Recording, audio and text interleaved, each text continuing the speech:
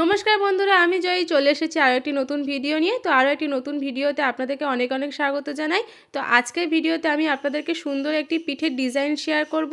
যারা খুব একটা ডিজাইনার ব্লাউজ পরতে পছন্দ করেন না, কিন্তু একটু চান যে একটু স্টাইলিশ হোক, একটু ইউনিক হোক, তো অবশ্যই কিন্তু এই ডিজাইনটা ট্রাই করতে পারেন। এটা দেখুন একদম সিম্পলের ওপর থেকে কতটা স্টাইলিশ ও কতটা ইউনিক লাগছে।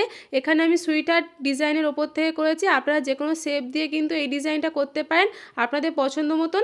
আর এখানে দেখুন আমি কমোদি পাপ স্লিপ করেছি, এরও কিন্তু কাটিং স্টিচিং ভিডিও আমার চ্যানেলে আপলোড করে দিয়েছি। যারা দেখতে চান অবশ্যই কিন্তু একবার দেখে নেবেন। আপনাদের কাছে রিকোয়েস্ট করছি, যারা চ্যানেলটিকে এখনও সাবস্ক্রাইব করেনি অবশ্যই চ্যানেলটিকে সাবস্ক্রাইব করে পাশের বেল আইকনটা অবশ্যই প্রেস করে রাখবেন।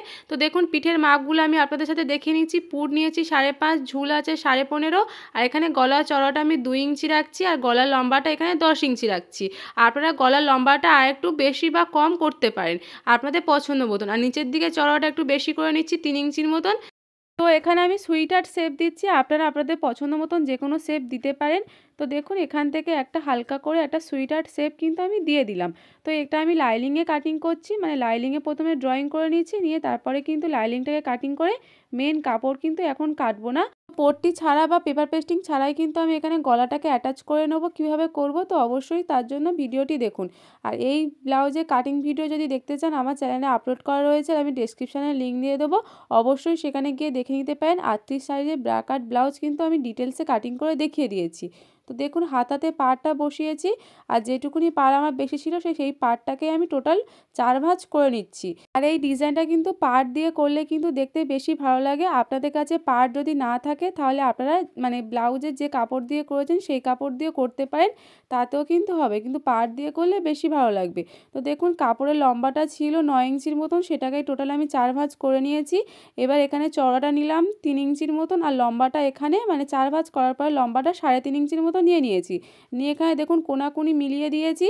আর এখানে যেহেতু 4 ভাঁজ করা আছে আমার কিন্তু দুটো বেরিয়ে যাবে, আর যে জয়েন্ট দিকটা থাকবে সেটা আমি এখানে কেটে নিচ্ছি। নিলে দেখুন এখানে নিমকির মতন বা ত্রিকোণার মতন, ত্রিভুজের মতন যাই বলুন না কেন, এরকম কিন্তু দুটো কাপড় বেরিয়ে যাবে।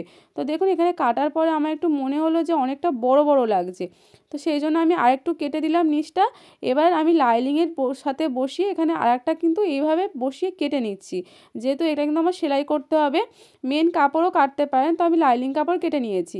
এবার যে দড়িটা করব সেই দড়িটা আমি একটু মাপটা নিয়ে নিচ্ছি। এখানে আমি জরির দড়ি ইউজ করছি, আপনারা চাইলে এমনি কাপড়ের দড়ি দিয়েও কিন্তু করতে পারেন, মানে কাপড়ের তৈরির দড়িও ইউজ করতে পারেন। তো এখানে আমি 18 ইঞ্চি নিয়ে নিয়েছি। এবার দেখুন উল্টো সাইড থেকে কিন্তু সেলাইটা করতে হবে। তো দেখুন লাইলিংয়ের সাথে আমি উল্টোভাবে করে নিয়েছি, আর ঠিক মিডিলে মানে যেখানে যে আমাদের কোণটা সৃষ্টি হয়েছে মানে ত্রিভুজের কোণটা, সেখানে দেখুন আমি এটাকে রেখেছি, মানে এই দড়িটাকে রেখেছি, যে দড়িটা যে আমরা তৈরি করছি। নিয়ে এবার কোনাকুনি এইভাবে কিন্তু সেলাইটা করে নেবো। আর একটা দিক কিন্তু অবশ্যই খোলা রাখতে হবে, ওইটা কিন্তু আমাদের পরে ব্লাউজের সাথে ওই অংশটা জয়েন্ট হবে। তো দুটো দিক কিন্তু সেলাই করতে হবে। অবশ্যই ভিডিওটি ভালো করে দেখুন, আপনারা তাহলে বুঝতে পারবেন। আমি কিন্তু এখানে দুটো দিক সেলাই করছি, একটা দিক খোলা রেখেছি। এবার যে দিকটা খোলা ছিল সেদিক থেকে পুরো কাপড়টাকে উল্টে নিলাম, উল্টো পাড়টা ভিতরে ঢুকে গেল, সোজা পাড়টা বাইরে বেরিয়ে এলো। আর যে জড়িটা ইউজ করেছি সেটাও কিন্তু সুন্দরভাবে বাইরে বেরিয়ে এলো।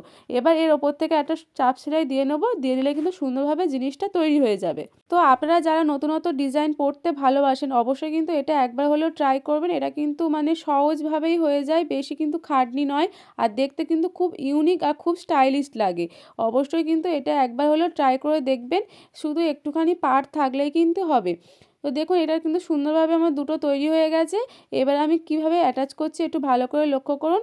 তো দেখুন মেন কাপড়টা কিন্তু আমার এখনও কাটা হয়নি, মেন কাপড়টা কিন্তু আমি কাটিনি, লাইনিংটাকে কিন্তু সোজা দিকে বসিয়েছি। দেখুন সোজা মানে কাপড়ের যে সোজা দিক তার উপরে লাইনিংটাকে বসিয়েছি। এবার ঠিক মিডিলে এই জিনিসটা আমি রেখে দেবো। তো মেন কাপড়ের সোজা দিকের সাথে যে লুপটা তৈরি করলাম সেটারও কিন্তু সোজা দিকটা রাখতে হবে, তবে কিন্তু যখন আমরা লাইনিংটাকে উল্টাবো ওটারও সোজা দিকটা বেরিয়ে আসবে। তো ভিডিওতে আমরা হাতের দিকে ভালো করে দেখুন, আমি সোজা পাটের ওপর সোজা পাটটা রেখেছি লাইনিং আর মেন কাপড়ের মাঝখানে, আর ফুট লাইন থেকে 2 ইঞ্চি নিচে আমি গ্যাপ দিয়ে বসাচ্ছি।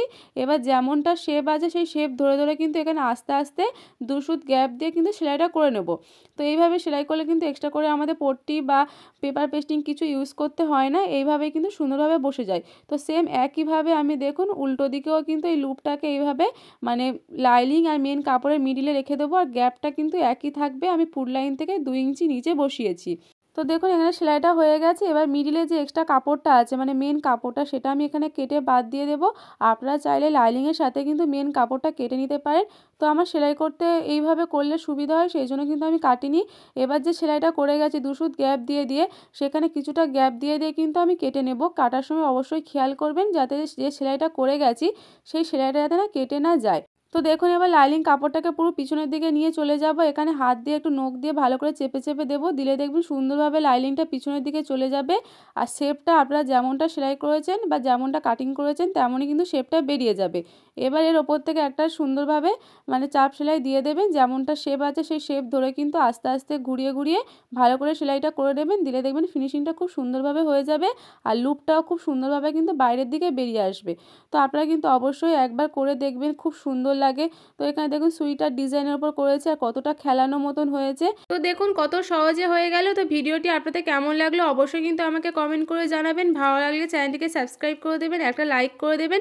তো দেখা হচ্ছে আমার পরবর্তী ভিডিওতে। ভালো থাকবেন।